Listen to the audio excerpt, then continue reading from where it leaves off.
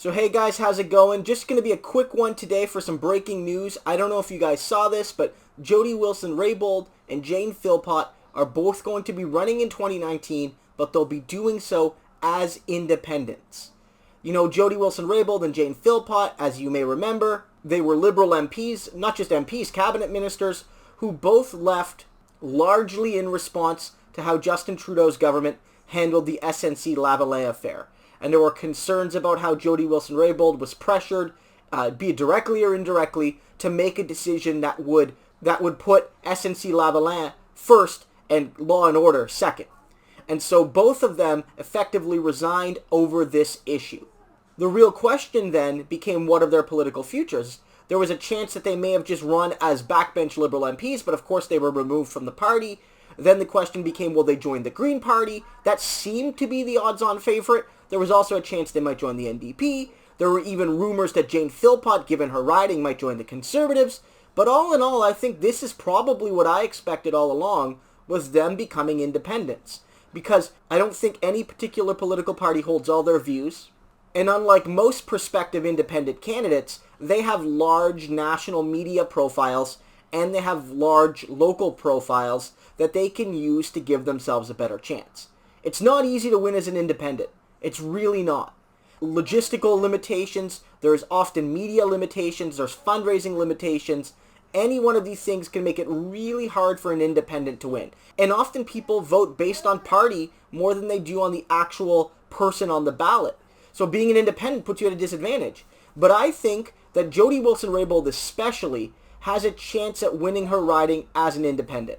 And actually, during this SNC-Lavalin scandal, there was some local polling done in Vancouver-Granville, which is where her seat is, and there they actually indicated that she would win if she ran as an independent. Now that's just one poll, and we're a long ways away till the election, but it should be encouraging to people who want to see her in Parliament as an independent.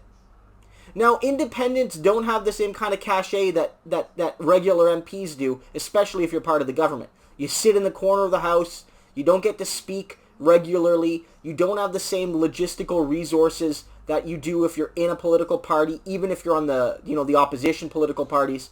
But they both have major profiles, and I feel that they're running to kind of send a message, not just to Justin Trudeau and the Liberal Party, but to the political system. And I think they're trying to make the case that partisanship has gone a little bit too far, and that they want to see more cooperation across party lines. And they feel as independents they can help facilitate that. That's an interesting argument. And I don't know if they'll succeed. I don't know if they'll even win their seats. But it is an interesting argument to make. One thing to kind of think about here is just how much electoral reform would have solved many of the issues they're talking about. They're worried about hyper-partisanship. They're worried about how governments change policy directions so drastically between elections.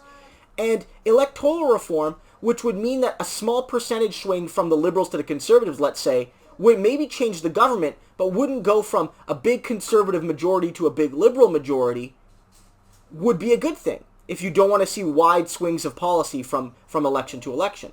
And the winner-take-all blood sport that Jody Wilson-Raybould complains about is inherent to our system, where a few votes in a few ridings in a few regions change the entirety of the electoral context.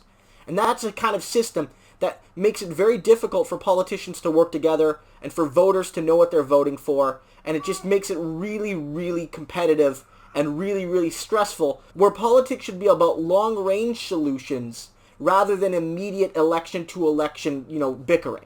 So we'll see what happens. I mean, I'm a partisan NDPer. I've talked about this on the channel a lot. I think that there could have been room for Jody Wilson-Raybould, at least, to join the NDP, and she might have found success doing so given the party's strength in southern British Columbia. But she's made her decision, and I wish her well. I mean, if I was a member of Vancouver-Granville, if I lived in Vancouver-Granville, my ballot would still go to the New Democratic Party. But all in all, I think she's got a great chance of winning. Phillpott is in a more, conservative part of the country. It would have been difficult for her to run as an NDPer, so maybe for her, if she's not going to run as one of the big two parties, maybe an independent is the best way for her to go if she wants to win her seat. And I think that if they both win, it'll show a couple things. As Phillpott noted, this is a message that women can do a lot when they speak truth to power. And on a purely nonpartisan perspective, it'll be good that that message is sent. That Justin Trudeau, who spoke so highly of feminism and inclusion, but kicked out 2 female MPs, one of whom was racialized, and this includes, we can include Caesar-Chavannes in this, a black woman, who were forced out in a sense because they wouldn't toe the white boys club line on SNC-Lavalin and corporate cronyism. Having them defy the odds and be independent MPs would send a message to that political status quo, and that's a great thing to see.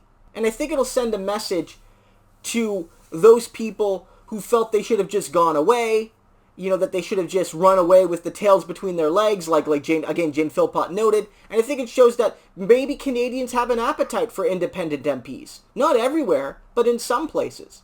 And I think from a politics perspective, for Jane Philpott and Jody Wilson-Raybould, this keeps their options open. If they win as independents, they could still go back to the Liberal Party. Maybe Justin Trudeau loses this election, and he's discredited.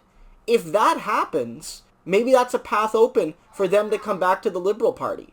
I'm not sure. It could also give them the opportunity to join the Greens or the NDP, going forward. We don't know what the ultimate fate is here. But this is a very interesting time in Canadian politics, and I think that Jody Wilson-Raybould and Jane Philpott, more than most independents, have a chance at actually shaking things up a little bit.